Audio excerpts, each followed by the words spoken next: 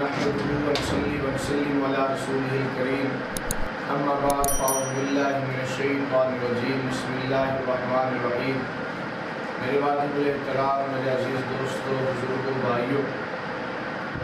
آج کی گفتگو کا عنوان جو ہے عام طور پہ ہمارے ہاں جو سالگرہ منائی جاتی ہے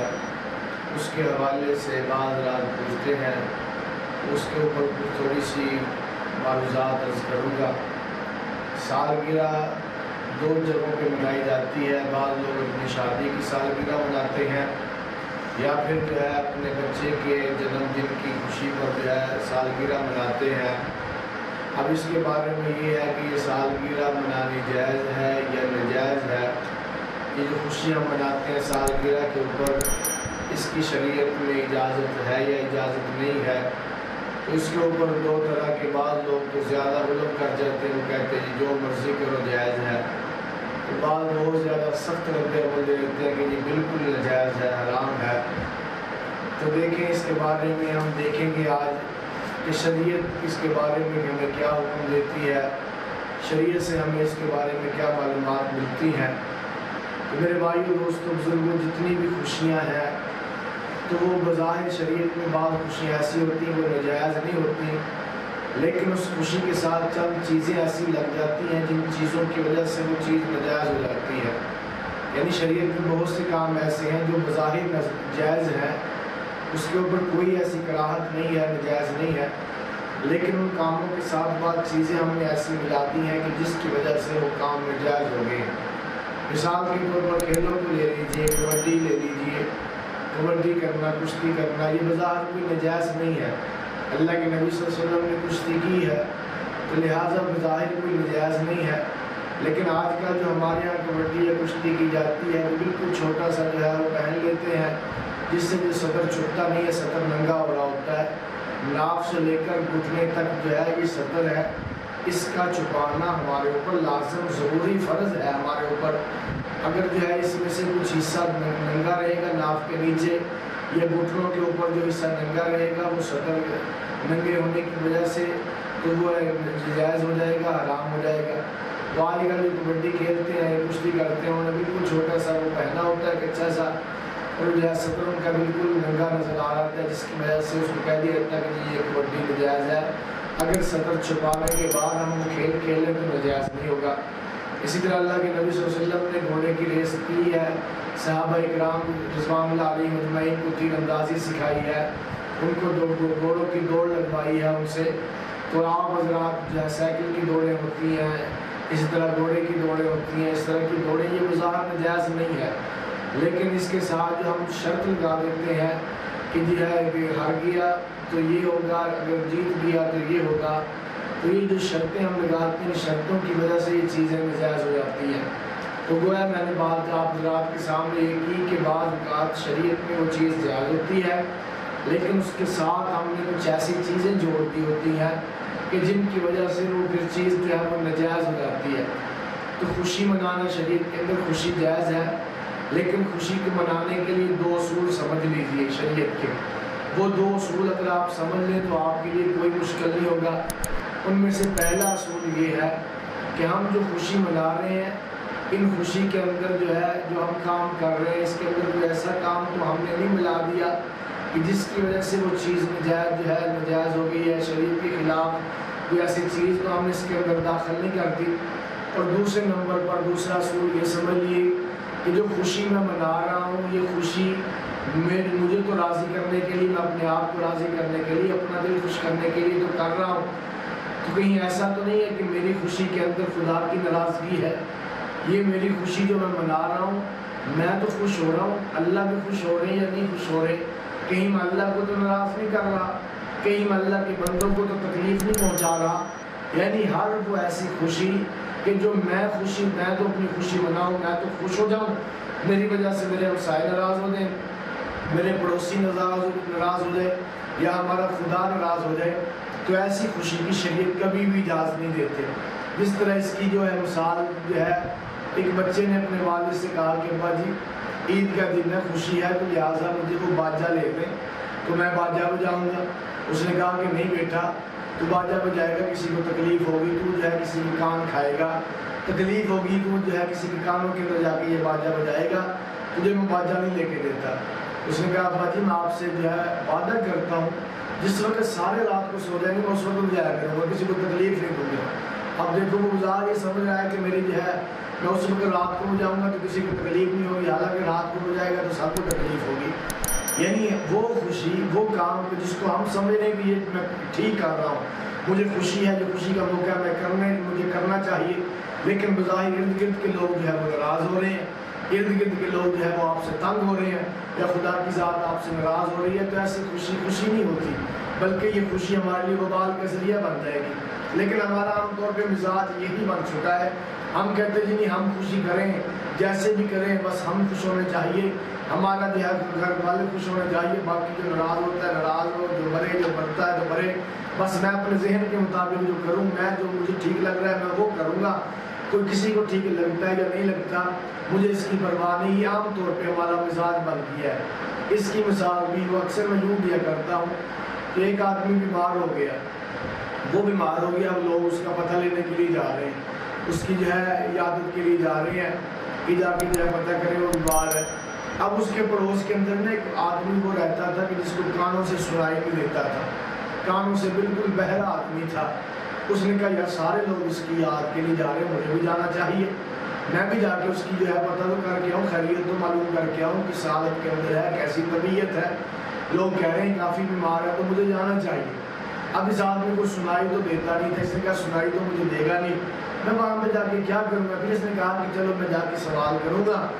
میں پوچھوں گا بھی کیا حال ہے، وہ آگے سے کہے گا بہتر ہے پہلے سے، پھر میں پوچھوں گا بھی کس ڈاکٹر سے دوائی لیتا ہے، وہ کہے گا فلاں ڈاکٹر سے، تو میں کہہ دوں گا کہ اچھا ڈاکٹر ہے، پھر وہ میں پوچھوں گا کہ کون سی دوائی کھا رہا ہے، وہ دوائی کا نام بتا دے گا۔ اب مجھے سنائی تو دے گا نہیں، میں کہوں گا بھی اچھی دوائی ہے ماشاءاللہ، اس کے اوپر جو ہے اس کو برقرار رکھنا، کھاتے رہنا، دوائی کا ناکہ نہ کرنا،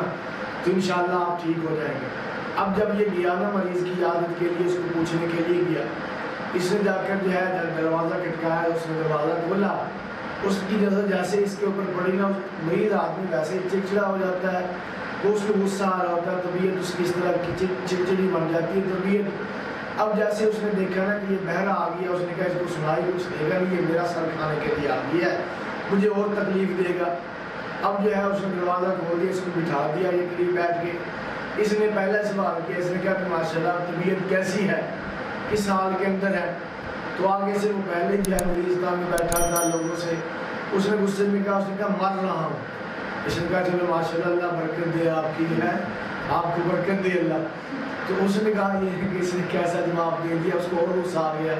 اس نے پھر دوسرا سوال پوچھا کہ آپ دوائی کس سے لے رہے ہیں؟ اس نے غصے میں کہا کہ میں اسرائیل سے دوائی لے رہا ہوں۔ اس نے کہا ماشاءاللہ بہت اچھا ڈاکٹر ہے، اس کے دوائی لینا اچھا ڈاکٹر ہے ماشاءاللہ۔ پھر اس نے تیسرا سوال کیا تو اسے اور غصہ آ گیا نا، اس نے تیسرا سوال کیا کہ کون سی دوائی کھا رہے ہو؟ تو اس نے آگے سے کہا کہ زہر کھا رہا ہوں میں۔ اس نے کہا زہر کھا رہا ہوں۔ اس نے کہا ماشاءاللہ بہت اچھی دوائی ہے، ایک ہی خوراک سے آپ کو فائدہ ہو جائے گا، کافی ہو جائے گی۔ یعنی بظاہر اب یہ آدمی اس کا حال پوچھ کے بعد گھر واپس آ گیا، اب بظاہر یہ خوش ہے کہ میں نے جو ہے اس کا حال پوچھ لیا اور وہ مجھ سے راضی ہو گیا، حالانکہ وہ آدمی اس سے ناراض ہو گیا ہے، اس کی تکلیف کے اندر یہ مزید اضافہ کر کے آیا ہے۔ تو لہٰذا ایسی خوشی منانا یا ایسا کام کرنا کہ جس کی وجہ سے دوسرے کو تکلیف پہنچے یا خدا کی ذات آپ سے ناراض ہو جائے، تو شریعت اس کی اجازت نہیں دیتی۔ اب ظاہری بات جو اصل موضوع کے اوپر آتے ہیں، جو ہمارا آج کا موضوع ہے کہ جی یہ سالگرہ منانی کیسے ہے، تو میں نے کہا سالگرہ عام طور پہ دو طرح کی سالگرہ ہوتی ہے، بعض لوگ اپنی شادی کی سالگرہ مناتے ہیں اور بعض لوگ اپنے بچوں کی پیدائش کی سالگرہ مناتے ہیں، جنم دن جو ہے مناتے ہیں۔ جو لوگ اپنی شادی کی جو ہے سالگرہ مناتے ہیں، یہ دو قسم کے لوگ ہوتے ہیں جو شادی کے ساتھ، ایک تو وہ جس کی ابھی نئی شادی ہو، اسے پتہ ہی نہیں کہ شادی کے بعد ہوتا کیا ہے، تو وہ خوشی مناتا ہے، حالانکہ یہ خوشی منانے والی بات نہیں ہوتی۔ دوسرا وہ جو لاکھوں کے اندر ایک ہوتا ہے کہ جس کی بیوی فرما بردار ہو اور جو ہے اس کی ہر بات کو مانتی ہو، اس کی ہر جو ہے چیز کی خبر خیال رکھتی ہو، وہ آدمی وہ خوشی مناتا ہے تو ان کی بات تو سمجھ آتی ہے۔ ورنہ عام طور پہ ہوتا تو یہی ہے، شادی چند دنوں کی ہوتی ہے، اس کے بعد پھر جو ہے لوگ اسی طرح ہی ہوتے ہیں کہ وہ جس طرح کہتے ہیں نا کوئی مولوی صاحب نکاح پڑھانے کے لیے جا رہے تھے تو اس نے بغل کے اندر رجسٹر پکڑا ہوا تھا، تو سامنے ایک آدمی نے کہا مولوی صاحب ممکن ہے بیڑا گرک کرنے جا رہے ہو، اگے 2 سال پہلے میرا بیڑا گرک کیا، میرا نکاح پڑھایا سی، ممکن ہے کرنے جا رہے ہو تسی۔ یعنی کہ اس طرح کی باتیں پھر کرتے ہیں، جو تنگ ہو جاتے ہیں تو وہ خوشی کہاں سے منائے گا؟ یعنی کہ جو تنگ ہیں گھر والیوں سے تو وہ خوشی تو نہیں منایا کرتے۔ تو کسی نے کہا کہ جی 3 لفظ ہیں، وائف، بیوی، بیگم، یہ کیسے 3 لفظ ہیں؟ انہوں نے کہا یہ 3 لفظ ایسے ہی ہیں جیسے بھارت، انڈیا اور ہندوستان، یعنی یہ تینوں ایک دشمن کے 3 نام ہیں، تو اسی طرح یہ بھی 3 نام ایسے ہی ہے، تو وہ خوشی کہاں منائیں گے؟ تو خیر دوسری بات یہ کہ جی یہ سالگرہ شادی کی جو ہے سالگرہ منانی ٹھیک ہے یا نہیں ٹھیک، اس کے اوپر میں بعد میں بات کرتا ہوں۔ دوسرے نمبر پہ آ گئی جی سالگرہ جو اپنے بچے کی جنم دن کے اوپر منائی جاتی ہے۔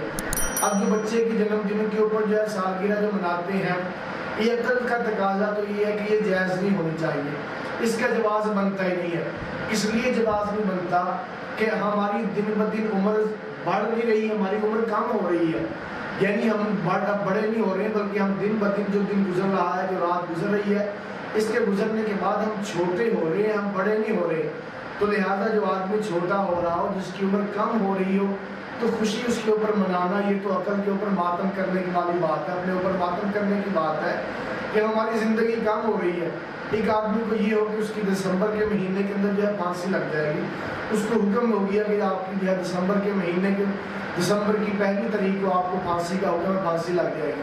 اب جیسے جیسے دن کم ہو رہے ہیں کہ وہ خوشی منائے گا یا غمگین ہوگا؟ یقیناً وہ غمگین ہوگا، وہ کہے گا جی 1 مہینہ نکل گیا، اب جو ہے ستمبر آ گیا، اکتوبر آ گیا، نومبر آ گیا، اب آخر میں اگلا مہینہ دسمبر ہے۔ جیسے جیسے ہی جو ہے دسمبر کے قریب ہوتا جائے گا، اس کی پریشانی بڑھتی جائے گی، اس کا غم بڑھتا جائے گا۔ تو ہمیں بھی یہ سوچنا چاہیے کہ ہم دن بدن قبر کے قریب ہوتے جا رہے ہیں، اور قبر کے بعد پھر ہمیں خدا کے سامنے جواب بھی دینا ہے۔ ہم نے اپنی پوری زندگی کے 1-1 منٹ کا حساب دینا، یہ ہمارا عقیدہ ہے کہ قیامت آئے گی، ہمارے اوپر موت آئے گی، پھر قبر کے اندر سے حساب و کتاب ہوگا، سوال و جواب ہوں گے، پھر حشر کا دن آ گیا، پھر صراط ہے، پھر میزان ہے، پھر جناب عالی آگے جنت جہنم ہے، ہم نے خدا کے سامنے پیش ہونا ہے۔ تو گویا ہمارا جو 1-1 قدم آگے قبر کی طرف جا رہا ہے، تو ہمیں اس کے اوپر خوشی نہیں ہونی چاہیے، بلکہ ہمیں اس کے اوپر تو غم کرنا چاہیے، افسوس کرنا چاہیے، ہائے میرا ایک دن ایسے فضول گزر گیا، میرا ایک رات جو ہے ایسی غفلت کے اندر گزر گئی، میرا 1-1 منٹ ضائع ہو گیا۔ تو اس کے اوپر خوشی منانے والی بات نہیں ہے، بلکہ یہ تو اس کے اوپر افسوس کرنے والی بات ہے۔ اب دوسرا یہ سوال کرنے والا سوال کرے گا جی مجھ سے وہ تو آپ کی بات ٹھیک ہے جی، جو ہے اس کے اوپر خوشی نہیں ہونی چاہیے بلکہ اس کے اوپر غم ہونا چاہیے، لیکن ہم یہ پوچھتے ہیں کہ کوئی آدمی منا لے خوشی سالگرہ منا لے اپنی اولاد کے جنم دن کے اوپر، وہ جائز ہے یا نہیں ہے؟ میں نے کہا عقل کا تقاضا تو یہ ہے کہ وہ جائز نہیں ہونا چاہیے، اس کے اندر جواز کی صورت بنتی نہیں ہے، لیکن شریعت کے اندر اگر کوئی منا لے تو اس کے اندر کوئی حرج نہیں ہے، جائز ہے۔ لیکن ابھی میں نے کہا پہلی بات جو میں نے کی تھی وہ ذہن میں رکھیں کہ ہر وہ چیز جس کے اندر ہم اپنی طرف سے کوئی چیزیں ایسی ملا دیں جس کی وجہ سے وہ ناجائز ہو جاتا ہے، وہ چیزیں ہم اپنی طرف سے کون سی ملاتے ہیں؟ ہم سالگرہ کے اوپر جو ہے مرد اور اکٹھے ہو جاتے ہیں، بے پردگی ہوتی ہے، پھر اس کے اوپر جو ہے گانے چلائے جاتے ہیں، پھر اس کے اندر نماز جاتی ہے تو جائے، پھر اس کے اندر جناب ڈانس کیا جائے، یہ چیزیں جو ہمارے اس کے اندر داخل کرتے ہیں اس کی وجہ سے وہ ناجائز ہو جاتی ہے۔ اب خوشی ہم نے منانی ہے تو خوشی منانے کا کوئی معیار بھی تو ہونا چاہیے۔ جب ہمارے نبی نے ہمیں خوشی منانے کی اجازت دی ہے، اس نبی نے خوشی منا کر دکھائی بھی ہوگی، اس نبی نے ہمیں خوشی کرنے کا طریقہ سکھایا بھی ہوگا کہ ہم نے خوشی کس طرح کرنی ہے، تو ہم نے اس کے اوپر جو ہے خوشی کرنی ہے تو کرنی کس طرح ہے، یہ میں اگلی ویڈیو انشاءاللہ ریکارڈ کرواؤں گا، اس کے اندر بتاؤں گا کہ صحابہ کرام نے اور حضور علیہ السلام نے اگر ان کے اوپر کوئی خوشی آئی ہے تو انہوں نے خوشی کس طرح کر کے دکھائی ہے، پھر ہم اپنی خوشی بھی ویسے کریں گے تو اس کے اندر کوئی حرج نہیں ہے، پھر ہماری خوشی ویسی ہوگی جیسے نبی نے کر کے دکھائی،